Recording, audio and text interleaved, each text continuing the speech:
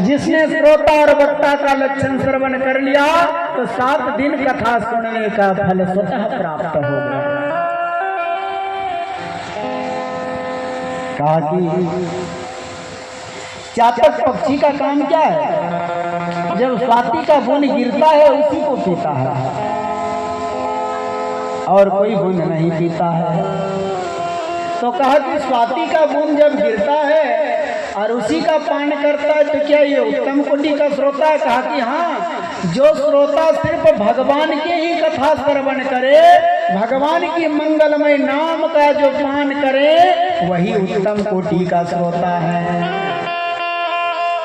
अब कथा सुनने के लिए आए हैं, कुछ घर की गप भी कर रहे हैं, कुछ कथा भी सुन रहे हैं, तो दोनों मिल जाएगा तो एक भी नहीं होगा। इसलिए भगवान पर ही ध्यान होना चाहिए। सबसे उत्तम कोटि का श्रोता। दूसरा, सुख, मीन और हंस। हंस एक पक्षी होता है और हंस के पास दूध और जल दोनों मिला करके दे दीजिए, क्या होगा? दूध को पी जाएगा और जल को छोड़ देगा। इसी प्रकार कथा पंडाल में राम के, कृष्ण के, माधव के, केशव के, कंस के, कुंभकर्ण की सबकी कथा होती है, लेकिन श्रोता उत्तम वही है जो राम कृष्ण की कथा को अपने जीवन में उतारे और रावण कुंभकर्ण की कथा का परित्याग कर देवे। ये उत्तम कोटि का श्रोता है। तीसरा श्रोता कहते हैं मीन। मीन माने मछली।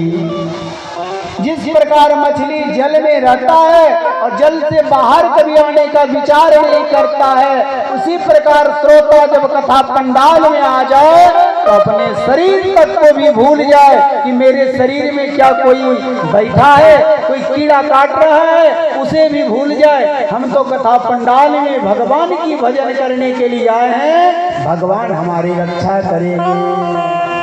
ये भी उत्तम कोटि का श्रोता है। और चौथा, सुख। सुख कहते हैं सुगा को। सुगा के काम क्या है? जो सबसे सुंदर बात है वही सुनना और सुनने के बाद एक दूसरे को फिर जा करके सुना देना। हम लोग कथा सुन करके घर जाते हैं तो बताइए, कोई घर अपने घर जाने के बाद कोई घर में अपने माता पिता को या भाई बहन को या पति को सुनाते हैं? नहीं सुनाते हैं। इसके कारण क्या है? इसके कारण यही है कि कथा तो यहाँ सुनते हैं, लेकिन जब पंडाल से निकलने लगते हैं तो फिर पंडाल में लौटा करके रख करके चल जाते हैं, ले करके नहीं जाते हैं।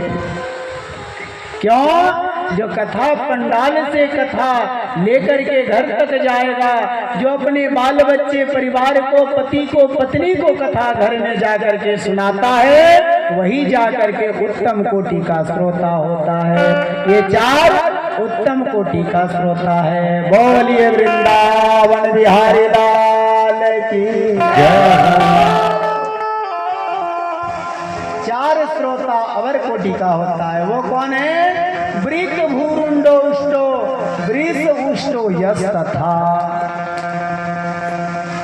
भ्रूंड नाम की एक पक्षी होता है।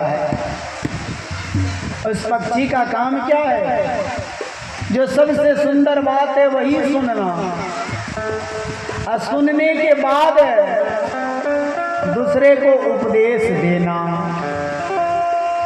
बात तो सुनता है लेकिन सुनने के बाद दूसरे को सुनाता है, अपने जीवन में नहीं उतारता है।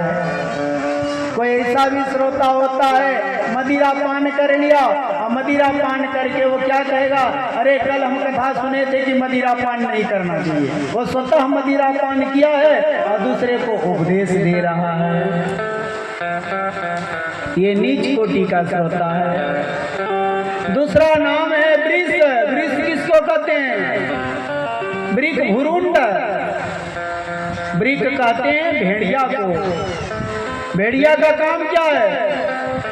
अभी कथा जब आप लोग श्रवण कर रहे थे तो अभी कहे थे ना कि